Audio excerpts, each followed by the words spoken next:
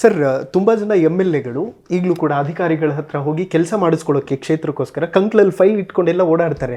ನೀವು ಹಾಗೆ ಓಡಾಡ್ತೀರಂತೆ? ಹೌದು. ನಾನು ಯಾವತ್ತೂ ಕೂಡ ವರ್ಕರ್. ನಾನು ಓಕೆ. ಯಾವತ್ತೂ ಕೂಡ ನಾನು ವರ್ಕರ್ ಆಗಿ ನಾನು ಕೆಲಸ ಮಾಡ್ತೇನೆ. ನಮ್ಮ ರಾಜ್ಯದ ನಮ್ಮ ಕ್ಷೇತ್ರದ ಒಳ್ಳೆಯದಕ್ಕೆ ಓಕೆ. ಇವತ್ತು ಕೂಡ ನಮ್ಮ ಅಧಿಕಾರಿಗಳ ಹತ್ರ ಹೋಗ್ತೇನೆ, ದೊಡ್ಡ ದೊಡ್ಡ ಅಧಿಕಾರಿಗಳ ಹತ್ರ ಮತ್ತೆ ಮಿನಿಸ್ಟರ್ಸ್ ಹತ್ರ ಹೋಗ್ತೇನೆ, ಕೆಲಸ ಮಾಡಿಸ್ಕೊಡ್ತೇನೆ. ಓಕೆ. ಅದಕ್ಕೋಸ್ಕರ ಇವಾಗ ನೋಡಿ, ಈಗಾಗಲೇ ಕ್ಷೇತ್ರಕ್ಕೆ ನಾನು 4-5-6 ತಿಂಗಳಾಯ್ತು ನಾನು ಬಂದು. ಸುಮಾರು 5,000 ಎಕರೆ ಇಂಡಸ್ಟ್ರಿಯಲ್ ಇದು ಮಾಡ್ತಾ ಇದ್ದೇನೆ. ಇಂಡಸ್ಟ್ರಿಯಲ್ ಹಬ್ ಮಾಡ್ತಾ ಇದ್ದೇನೆ. ಈಗಾಗಲೇ 3,000 ಎಕರೆ ಒಂದು ಭಾಗ ಆಗಿದೆ, ಇನ್ನೊಂದು ರೋಡ್ ಆಗಬೇಕಾಗಿದೆ. ಅದಾಗುತ್ತೆ ಸುಮಾರು 5,000 ಎಕರೆ.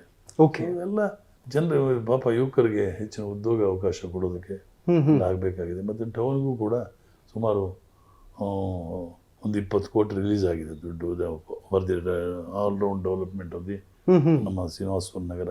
ಓಕೆ. ಮತ್ತು ಇನ್ನು ಚೀಫ್ ಮಿನಿಸ್ಟ್ರು 15 ಲಕ್ಷ ಬಿಡುಗಡೆ ಮಾಡೋದಕ್ಕೆ ಡೈರೆಕ್ಷನ್ ಕೊಟ್ಟಿದ್ದಾರೆ.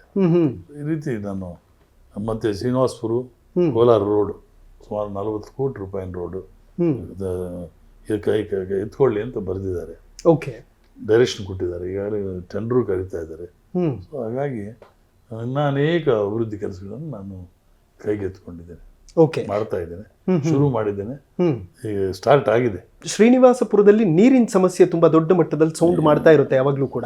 ನೀವು ಬಂದ ಮೇಲೆ ಆ ಸಮಸ್ಯೆಗೆ ಪರಿಹಾರವನ್ನ ಕೊಡುವಂತ ಕೆಲಸ ಆಯಿತು ಅನ್ನೋದ್ರ ಜೊತೆಗೆ ಅಪ್ರಿಷಿಯೇಟ್ ಮೋದಿಸ್ ಪ್ರೋಗ್ರಾಮ್.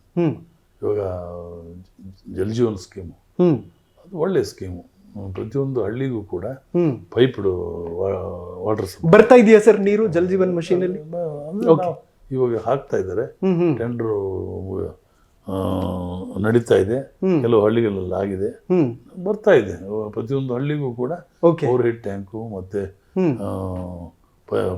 ಪೈಪ್ಡು ನಲ್ಲಿಗಳು ಪ್ರತಿಯೊಂದು ಮನೆಗೂ ಎಲ್ಲ ಭಾಳ ಚೆನ್ನಾಗಿದೆ, ಅಚ್ಚುಕಟ್ಟಾಗಿದೆ. ಒಳ್ಳೆ it is a good program.